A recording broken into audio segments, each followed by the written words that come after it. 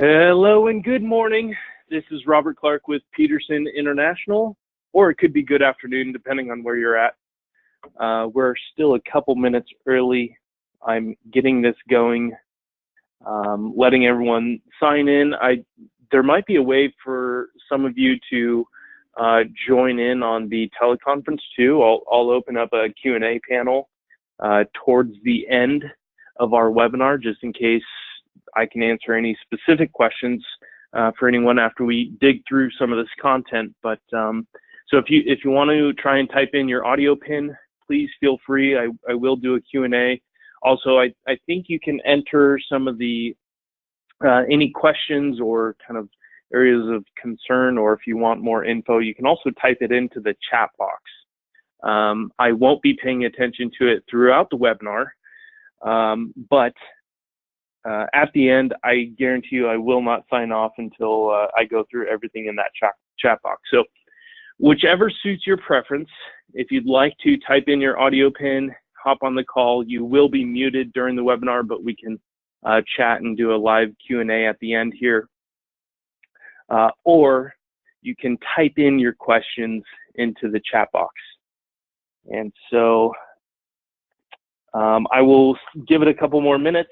We have a few others logging in, actually not a couple minutes. I will give it 1 minute and we will get started to 4 steps to a DIAM campaign your clients will love.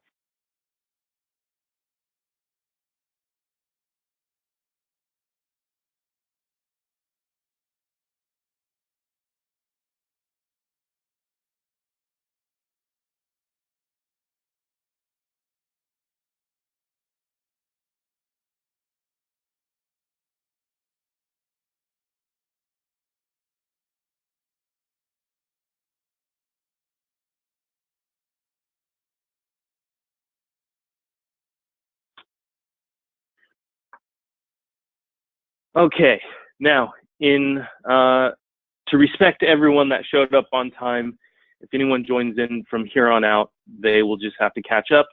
This will also be recorded, so as much as I want to tell you and threaten you that if you stop paying attention or if you have to jump off, that the world will end, it certainly will not. So we're trying to make this as relevant for you as possible, and also put it in a way and in a media that you can access. Even, maybe you decide to take this on a week or 2 from now, we'll give you something that you can go back to. So without further ado, again, my name is Robert Clark. I'm the West Coast Regional Vice President for Peterson International, and I love storytelling. I do a lot of presentations, and for, Peterson being an insurance carrier per se, there's not too many sexy things about going on and presenting about carrier-specific products and technobabble. And generally, I find that if I focus too much on products and policy features, I tend to lose an audience. And so I've learned a lot in this journey. I've been doing this for 6 years now. And as we go through this process, I would love, first off, I would absolutely love to teach you every little nuance behind these 4 steps that we're going to go through today. Unfortunately, that would be like a 2 or 3 day workshop. So this will really just be the framework. I'm hoping it helps you identify, what are the key aspects to be paying attention to, what should you be building into your marketing plan, and maybe you have a couple of the pieces down, you just need to refine 1 or 2 spots. So this will really outline it. I'll give some examples of things that we've used and continue to use. And the most exciting part is we are focusing on Disability Insurance Awareness Month for the purpose of this webinar, which is the month of May every single year for 12 years and counting. I think actually this is year 13. But the process and the framework we're covering in today's webinar can and will apply to any solution you provide a client or prospect. And that is the beautiful thing. It's figure out these 4 steps and be really clear on this framework and this model. And you can bring this to Life Insurance Awareness Month. You can bring it to maybe you're helping people write a book. If you work with other agents, maybe you're not even selling them an insurance product. You just want them to grasp on to the idea of working with you. And so getting these 4 steps together can be applied into any of those models.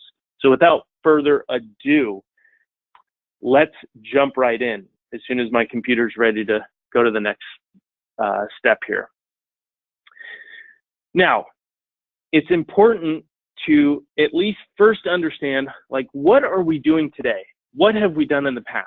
I mentioned, being on the carrier side, we've always focused on products and policy features, but we find that we really cut down our audience appeal if that's all we're out there talking about. With so much high traffic and so much noise out there in our audience members' ears and eyes, and as they're going down and looking at billboards, they're not paying attention to every little thing anymore. They're only paying attention to what grabs them and what they can feel. And so in the past, you've been doing one of 3 things as it relates to disability insurance. A lot of people, 80% of people, do absolutely nothing. They'll say, if my client wants disability insurance, they'll call me. Well, trust me, the only time they're going to call you about disability insurance is when it's already too late. And you do not want that to happen. And I guarantee you, as excited you would be to get a lead calling you about disability insurance, that is not going to be a fun call, because you have to tell them that they would likely no longer qualify. Item 2, what a lot of us tend to do are share statistics, right? If I want to get away from talking about products, how else can I engage my consumers? Oh, I'll talk about statistics. And so the most common one when it comes to disability insurance is 1 in 4 of today's 20-year-olds will be disabled for 90 or more days by the time they retire. Those are extremely high odds. Those are extremely high odds, a 25% chance. Some of these lottery jackpots have been so huge, 600 million, 900 million. And how many lottery tickets do you think our clients would be buying if they had a 25% chance of winning? They would buy a ton of lottery tickets. Yet, when it comes to disability insurance, the odds are exactly the same, and how few people are buying DI. So obviously, statistics are not resonating. The one thing that I love to share, and I actually learned this at the International DI Society conference, was if you have a kid, any 5-year-old, as you're preparing them to go to bed, no 5-year-old has ever said, "Mom, Dad, will you come in and read me a statistic as I fall asleep?" And so the point of the story is, we did not grow up on statistics. We grew up on stories. So that's what we need to bring to our audience. And item number 3, maybe we've just asked them if they need it, if they have it, if they want it. But how well do you think that works? Have you ever asked someone, "Hey, do you want disability insurance?" I work in disability insurance, and I still don't think I would say yes to that question. But if we can apply some 4 steps of framework, if we can change this question from, instead of "do you want disability insurance," how about "do you want your income to last forever?" Questions like that. Do you want 100% chance of making your financial plan come to life? Those tend to drive more of a yes than anything else. So that's exactly what we'll get into today. And as we go through these 4 steps, the one thing I want you to be thinking about, and we apply to every single piece of marketing that we do, is defining our measurement of success. If you've ever had a boss, or if you've ever looked back on something that you did and someone says, "Hey, did you have a good day? Was it a successful day?" And we just tend to be like, yeah, it was successful. What made it successful? Well, had a couple of good calls. Then you start thinking about it, and you really don't have any measurement of success. So as we go through this, and as you apply these marketing models the number one thing you should be focusing on is what defines our success. What is our ideal outcome from going through this process? So that might be an appointment. Maybe you just want to drive a conversation. Maybe you just want to send something out to a prospect or client and know that they consumed that piece of content, right? Did they open that email? Did they click that link? Maybe that acknowledgement just to understand if it piques their curiosity. Or the other thing that might determine marketing message's success is, did it drive a referral? Or it could be as simple as, man, if I go through this process and if I get something ready to send, this is something that I know if I do the hard work, I will be able to use this for all future meetings, marketings, prospects, and clients. And that right there will be my success if I can apply this framework to exactly what I'm doing. So make sure you think about what is your definition of success as you apply this marketing model to your business. The other thing, and this is all kind of pre-framing our 4 steps, right? So I'll get into the framework, but I really just want to be making sure that we're in the right mindset as we start to create some of these marketing stories and channels. And one of the key things is, we don't need to overcomplicate this. This is not, some new biological theory that we're trying to apply to our business model. This is stuff that works every single day. And the easiest way to understand what works from a marketing perspective is to think about any type of marketing that has sucked you in, or any product that you own, or furniture in your house, or maybe your home itself. What made you buy? What made you commit to that? And so if you can really think about that, then reverse engineer, what was the marketing that came into play, or why did I like that? And those types of things tend to work for your audience, because we're all just in people-to-people sales. I can tell you that the 4 things that stand out from what we witness in today's marketing world is everything is a campaign, meaning that we can't create some piece of marketing and do a one-hit wonder and hope that that one piece of marketing is going to drive the success we're after. So like we're doing today's webinar, this will have several follow-up materials. We're recording this, so this will be available to send out afterwards. Everything is built into a campaign, and you really need to be thinking about what's the big idea. Secondly, there's always a movement. Some people call this a story. In marketing terms, we call this a movement, right? So who's the charismatic leader behind this effort, and what cause are they trying to bring on to their audience? What shift are they trying to bring that audience, and what's the new opportunity that audience is longing for that the leader can help them get to? Now, that was kind of a very quick overview of the story, but that's exactly where we're digging into today. So if that made no sense at all to you, that's where we will pick up in today's 4 steps. The other thing I want you to be thinking about is logic or emotion. If logic worked every single time, every single income earner in the United States would own a disability insurance policy. Why? Because people don't want their income to stop. They're paying for a lot of things, and it would really screw up most of our lives if our income stopped, right? So we know it checks the logic box. So if people aren't buying DI, what's the only other reason they might not be making that decision or making that purchase? It's probably because we're failing to check the emotional box. And so that's also another aspect we'll touch today. And then call to action. Every single marketing piece that you send out, that we send out, has to drive a call to action. I'm not saying the call to action needs to be fill out this application, but it needs to drive some action from the audience you're sending it to, right? So whether that's making a call, or reply to this email, or download this PDF.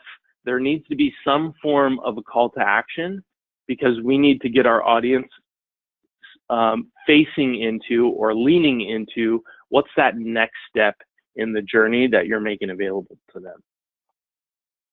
And excuse me if I sound congested or if I have to stop and mute and cough a little bit. I decided to get a head cold a couple days ago, which was perfect timing to host a webinar. So step one in our framework, okay? Again, we're reverse engineering this process. We have to begin with the end in mind, and that end is ultimately, who are we going to be sending this to? For the purpose of our webinar this month, and today it's Disability Insurance Awareness Month, right? So what clients or prospects do we intend to approach about disability insurance? Who does it make sense to have that conversation with? And, you know, I don't know if I'll cover it later in the webinar, so I just want to touch on it real quick. The purpose of this is not to say, hey, I was thinking about this, thinking about you for Disability Insurance Awareness Month. Is that a conversation you'd like to have? I think of, you know, what are some creative ways that we can help consult our clients? We don't want to ask them if they need to buy a product. We want to ask them, how important is their income? How much of that income is on autopilot, and how much, what other part of that income requires your time and attention on a regular basis? Because that is the income at stake, what we would call earned income, and that's what we're looking to protect.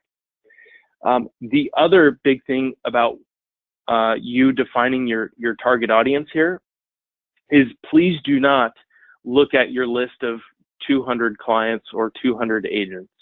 If we try and define a marketing campaign for 200 people that all they have in common is they're clients of ours, we're going to get so sideways with trying to talk to everyone that we're actually going to talk to no one.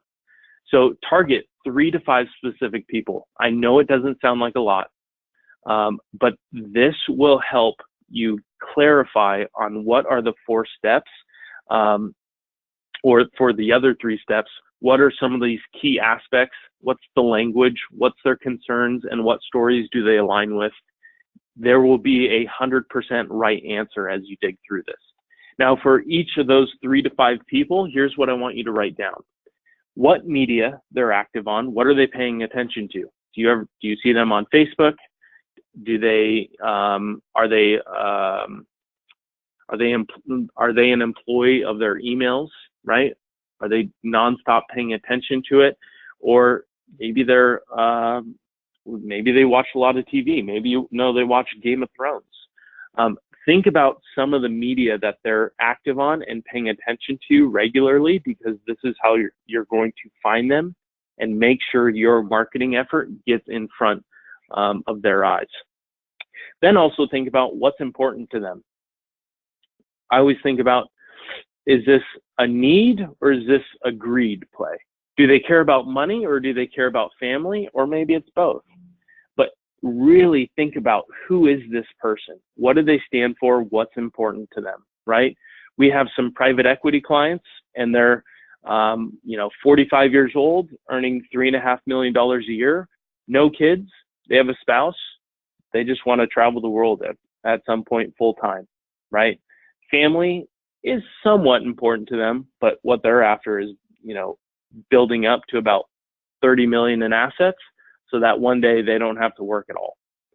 Then you have the other, who's a mother of 3. Both her and her husband work. They don't work to live, they don't live to work, they work to live, right? We just want to provide the best life for our kids. So we have to be communicating to that family-oriented person or that money-oriented person. And then one thing to think about, especially if it's a current client that you're going to be talking to, is how have you helped them in the past? Did they buy life insurance from you? Did they buy a homeowner's insurance policy from you? What certain things have caught their attention in the past, and how have you helped them, and what do you know about some of their emotional triggers from that experience? Step 2. Now this is the fun part. Get personal. it's really funny. Sorry, it's not funny at all, but it's really interesting that every time I present, so when I ask about disability insurance, people are like, I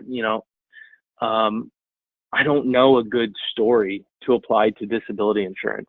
Yet when I do presentations, and this happens over and over and over again, every single time I present, I ask the question, raise your hand if you know someone who's been diagnosed with cancer.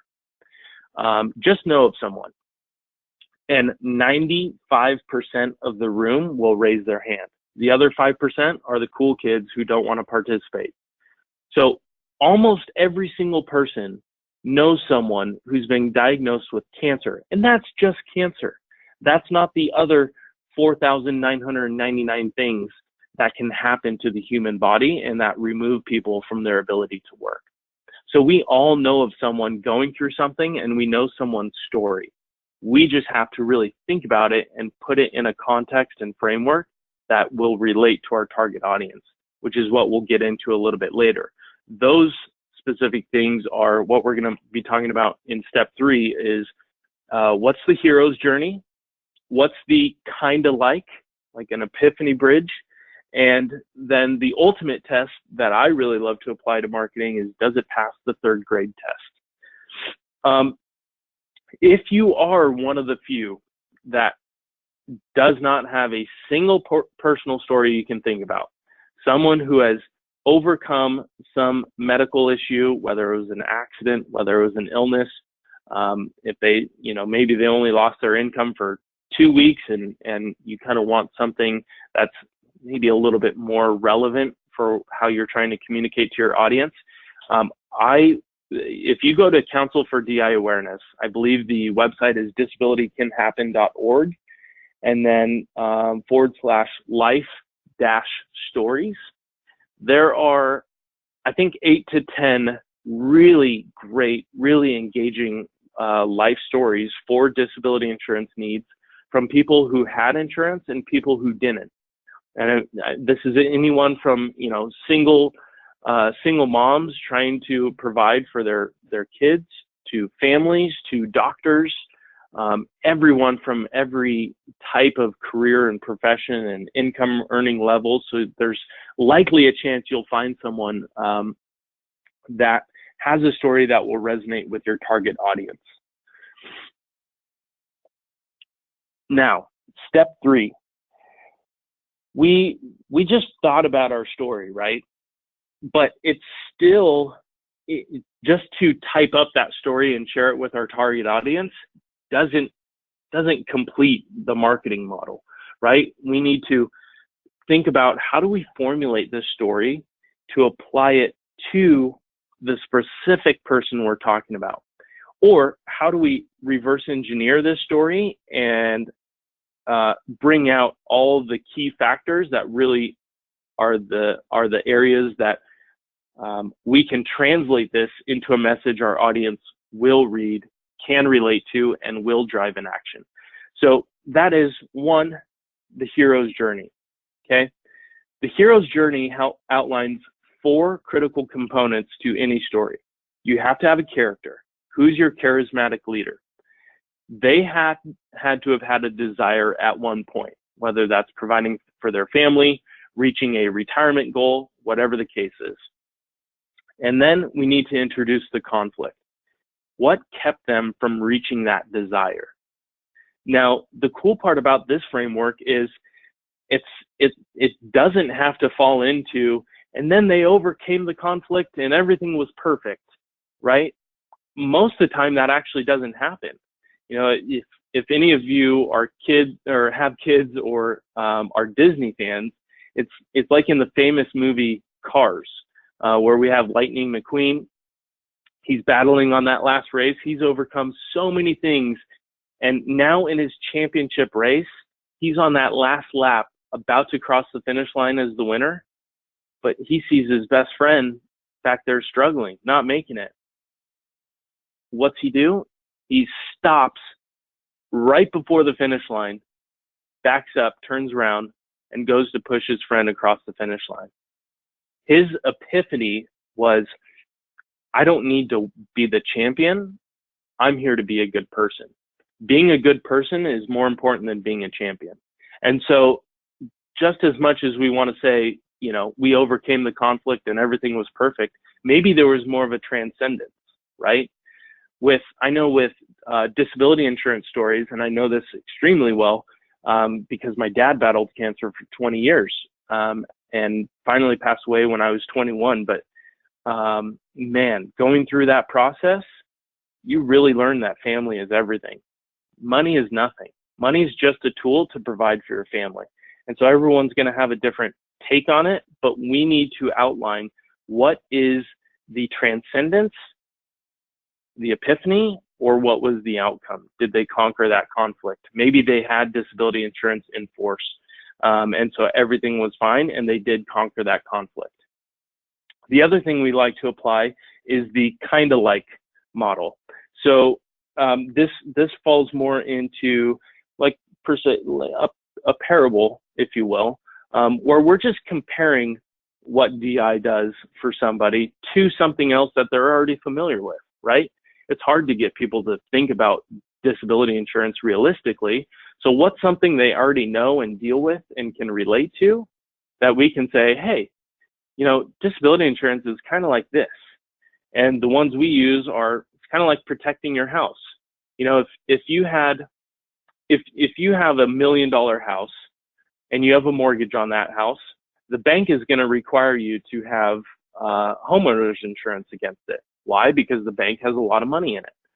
But if let's say in another scenario, you had $1 million house and you paid off that house, that was a $1 million asset sitting there. You did not have to make a single another payment on that house.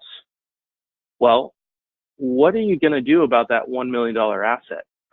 Are you going to cancel that homeowner's insurance policy just because you don't have to have it anymore? Or are you going to protect your $1 million fragile asset that's exposed to so many elements and could be destroyed overnight? Most people are going to keep that insurance policy because now that's $1 million sitting in a physical bank account that is their house. The other one's the ATM machine.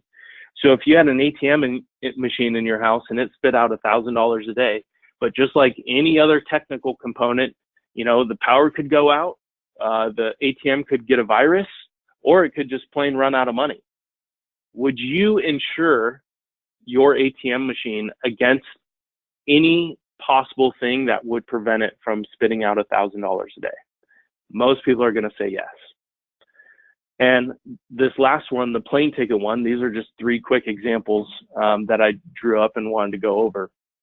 But the plane ticket, let's say every airline gave you 2 options for buying a plane ticket. Ticket package 1 had a 75% success rate of you getting to your destination. And it was the cheapest version, right? So it's pretty good. Get a cheap plane ticket, have a 75% chance of getting there. Or you can upgrade to ticket package 2. Now, the problem with ticket package 2 is it costs 2 to 3% more, but it has a 100% success rate of getting to its destination. If you ask people that question, what ticket package do you think they're going to say? I mean, like before you even finish the question, they're thinking, I'm doing ticket package 2 every time. Perfect. Did we not just explain the odds of disability insurance? And do you want a 75% chance or do you want a 100% chance of reaching your end goal, whether that's providing for your family or reaching the level of assets that you have in your financial plan? And then as you formulate the story, remember, it's not going to be perfect the first time. Think about the character, desire, conflict, and that ultimate epiphany or outcome. And as you go through this, I want you to apply the 3rd grade test every time you think you're done. Can I tell this story to a 3rd grader, a 7, 8, or 9-year-old? Can I tell this story to a 3rd grader to where they would understand it? We need all of our marketing to have zero technobabble about insurance, or income replacement. And we need to talk about the plane tickets, the ATM machines. Or if we're talking about a personal story, will a third grader understand this story, and will it compel them and grab them enough that they have comprehended exactly what you're talking about? And so that's something that you should be applying to all of your marketing, regardless if it's around stories or DIAM or not. Now, step 4, design your touch points, right? So what we've done so far is we've defined our ideal audience. We've thought about what's the personal story we want to apply. And then step 3 was formulating that story for our target audience. Now step 4 is how do we get it in front of them? Most of these I don't need to go through because it's things you're already doing. But the one thing I want you to pay attention to is back when we wrote down what media is your target audience paying attention to. That is the channel that you'll want to utilize most. So if it's email, great. If it's Facebook, Instagram, LinkedIn, make a note of it and put it out there. One thing that I've been seeing work extremely well is direct mail, but not in the way, again, we're doing this to 3 to 5 people, not a list of 2,000. So do not send them a general postcard, handwrite them a letter. Heard of this story, thought of you. Here's someone I know going through this, blah, blah, blah, blah, blah, thought of you, right? Make it very personable and handwrite that letter. That's having an extremely high success rate in today's very technological world. You could always have the conversation face to face. Maybe you have a podcast, or maybe you know of a podcast, or maybe you just want to record a personal video for them. Most people won't do that, but again, that drives significant results because it's very personable and people can see your body expression and they can understand how committed you are to just helping them. Not trying to sell them something, but giving them food for thought as it affects their own financial plan and financial well-being. And then, like anything, we can't just do this once and forget about it, right? So not only do we need to design the touch points, but we also need to think about how are we following up on this. As a fire truck goes by, of course. That was fun.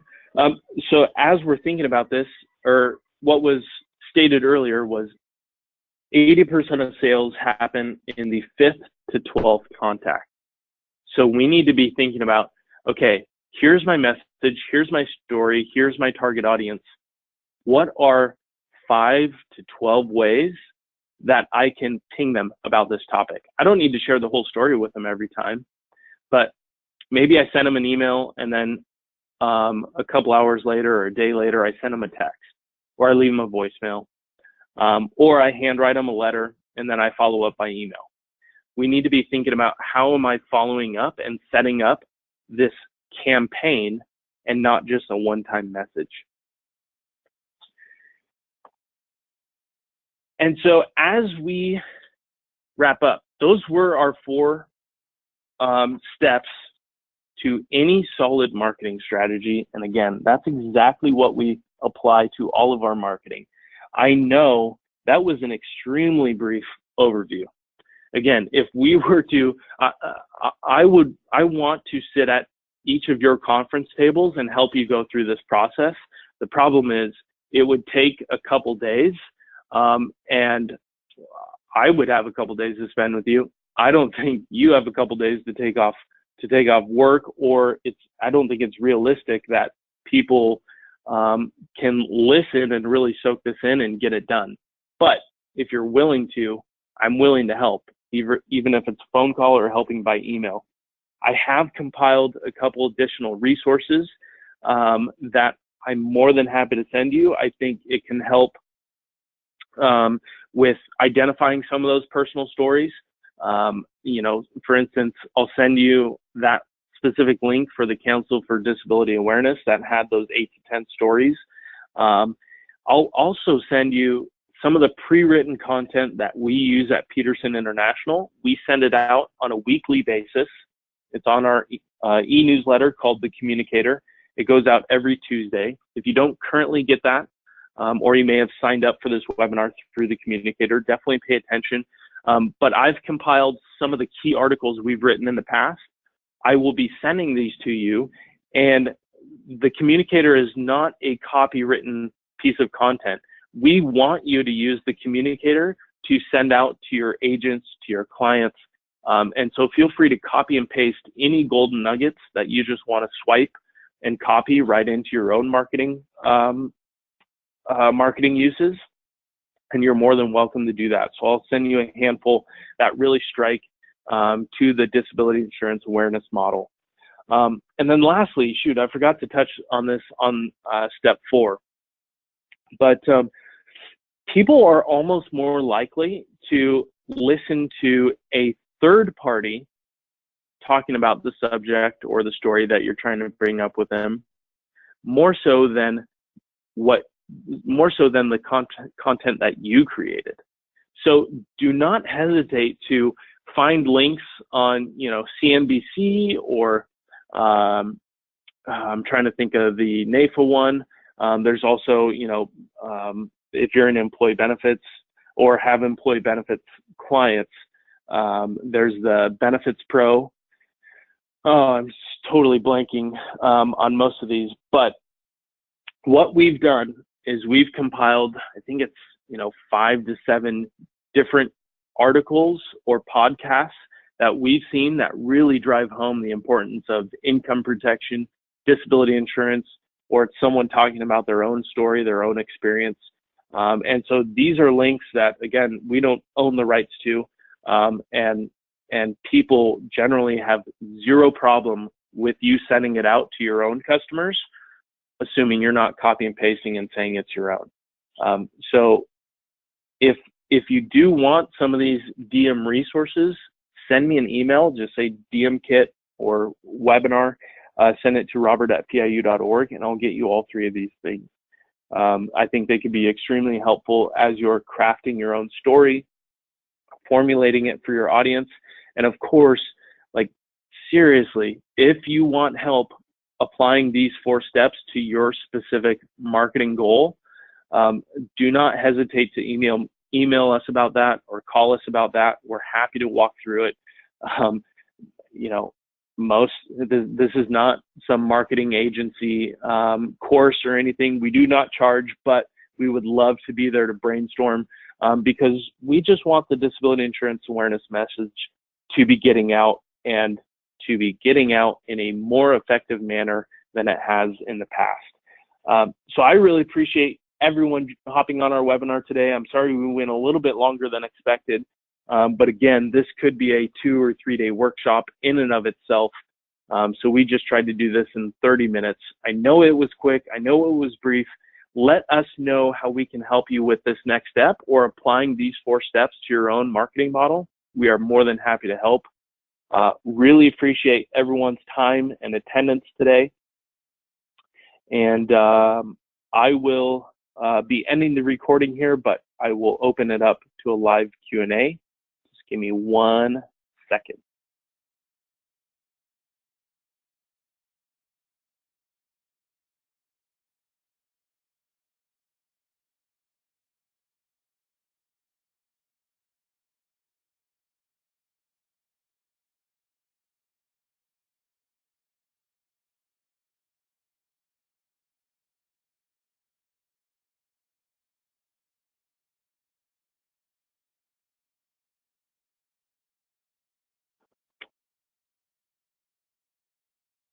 Okay, we are all good. Does anyone have any questions? I don't know who's muted and who's not, so I'm trying to dig into this right now.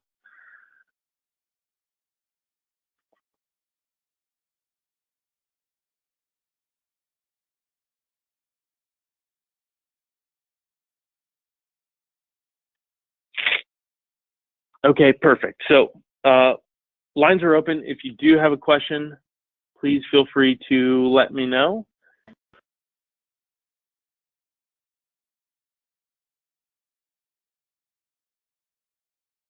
just, but now I'm thinking that you guys did it and that should be more.